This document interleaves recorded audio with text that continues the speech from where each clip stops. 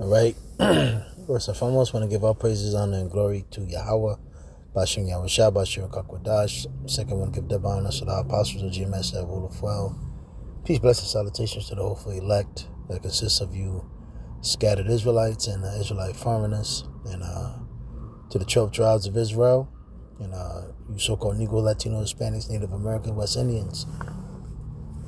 This is Shakwaka from GMS, Virginia. I'm going to touch up on a lesson before camp. Just going to touch little bases on Romans 11 chapter, starting with the 25th verse.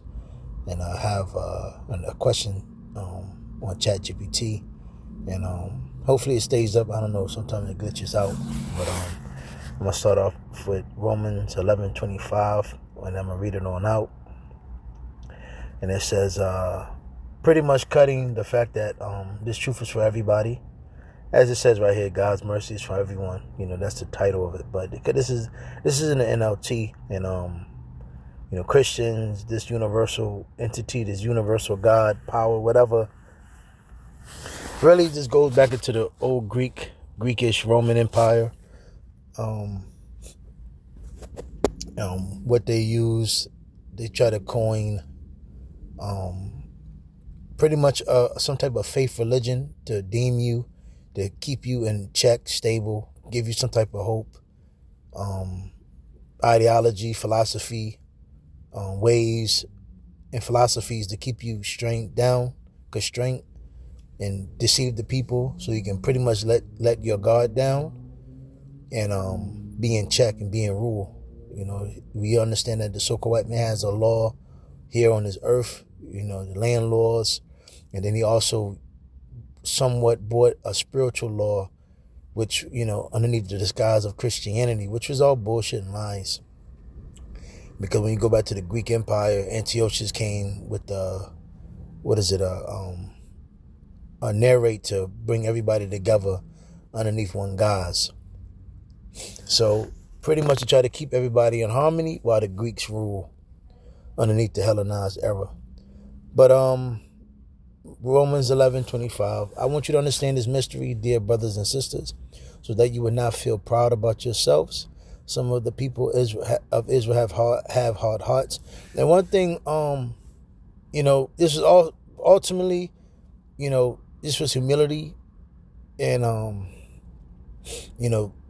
teaching, to stay meek for the Israelite foreigners, the Israelites that was outside of Jerusalem during that time, because pretty much we understand how the Jews in Jerusalem were pretty much made to fall. So, the Israelite foreigners, which were the Gentiles during that time, could come in because, they were blinded.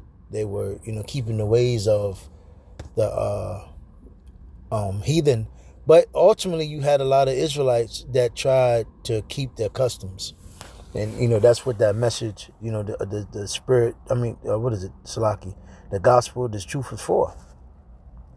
So it says, some of the people of Israel have had hard hearts, but this will last only until the full number of the Gentiles come to Yahushua, and that's the Israelite foreigners. And also, all Israel will be saved, as the scriptures say. Though the one who rescues will come from Jerusalem, Yahushua, he will turn Israel away from ungodliness. And you can read Psalm 72. And this is my covenant with them, that I will take away their sins. When you go back into the whole thing about sin is iniquity, and who's been given the law, statutes, and commandments to make the Yahweh Bashim Yahushua mad? Israel. Many of the people of Israel are now enemies of the good news. Hold on. And this benefits you Gentiles, Israelite foreigners. And that's really going into the Jews, Judah, Benjamin, and Levi that was in Jerusalem. Because we understand, the Pharisees, etc. Basically, they more so it got to the point where more so it was about tradition, more so than belief and actual believing in Yahweh and believing in Yahushua. So, yet they are still the people he loves, because he chose their ancestors, Abraham, Isaac, and Jacob.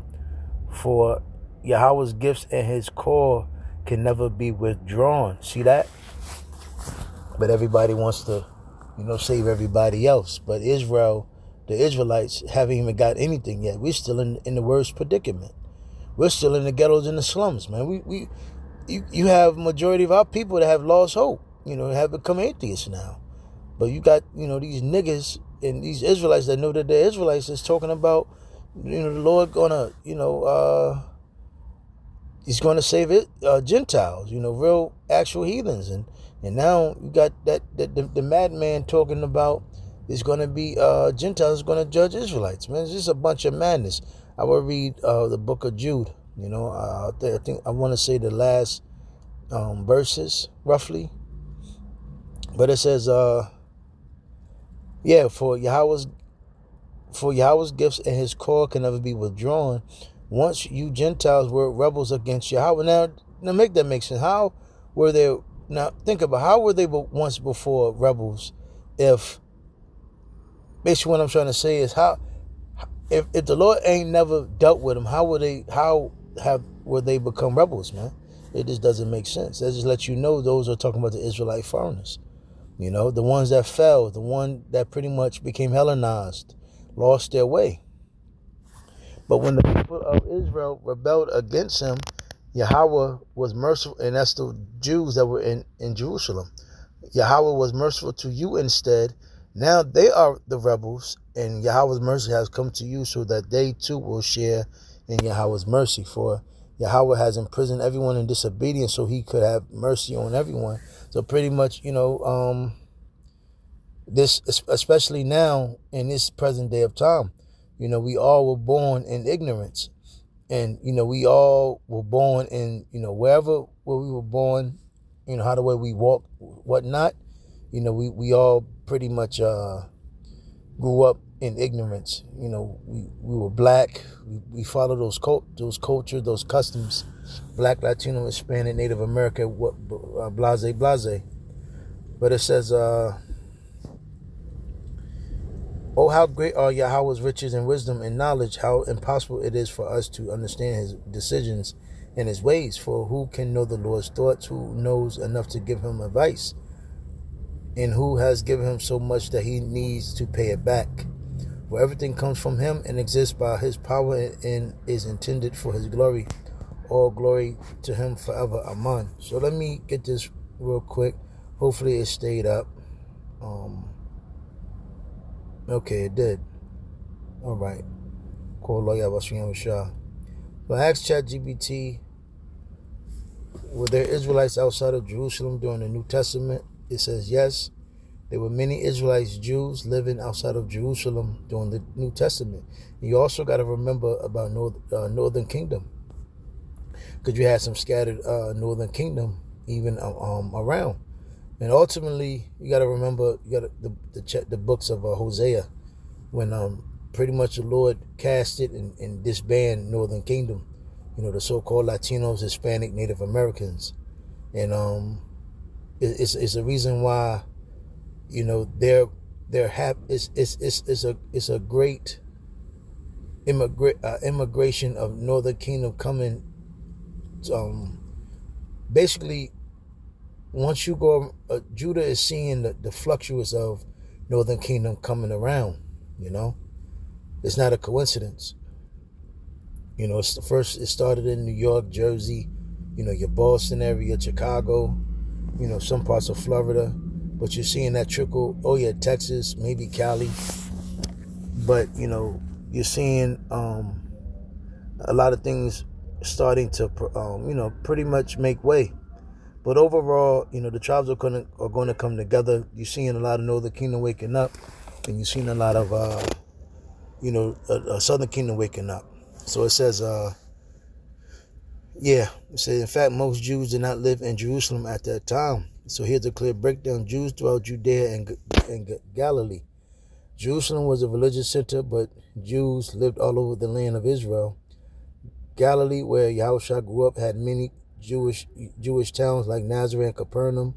Samaria had a mixed population, including the Samaritans, who were related to but distinct from Jews.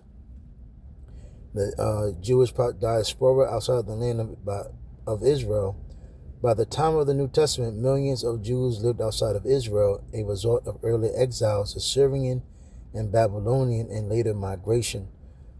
Major Jewish communities existed in Egypt, Syria, Antioch, especially Alexandria, Asia Minor, modern-day Turkey, Greece, Rome, Mesopotamia, modern Iraq.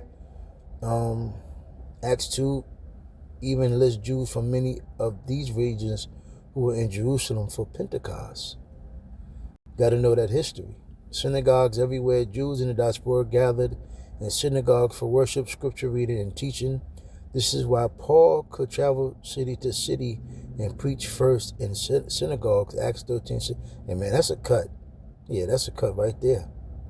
That's a cut. Damn, I'm going to read that again. Synagogues everywhere. Jews in the diaspora, and diaspora means outside, gathered in synagogues for worship, scripture reading, and teaching. This is why Paul could travel city to city and preach first in the synagogue, Acts 13 and 17.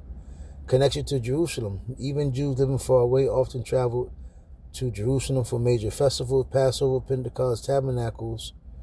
Jerusalem remained the spiritual center until the temple was destroyed in 70 AD. Terminology note: in the New Testament, Israelite and Jew are often used interchangeably. Many diaspora Jews still identify strongly as Israelites, descendants of the tribes of Israel. So let me see. Yes, Israelites, Jews lived far beyond Jerusalem.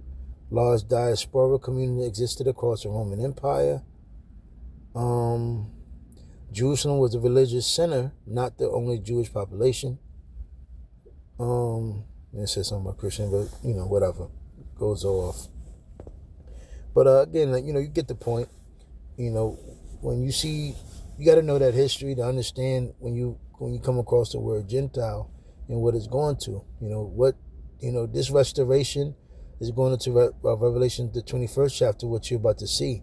Israelites are going to get beamed in salvation, Israelites only. And then, you other nations, y'all will be our servants, handmaids, slaves. Y'all will be forced to keep the law, statutes, and commandments.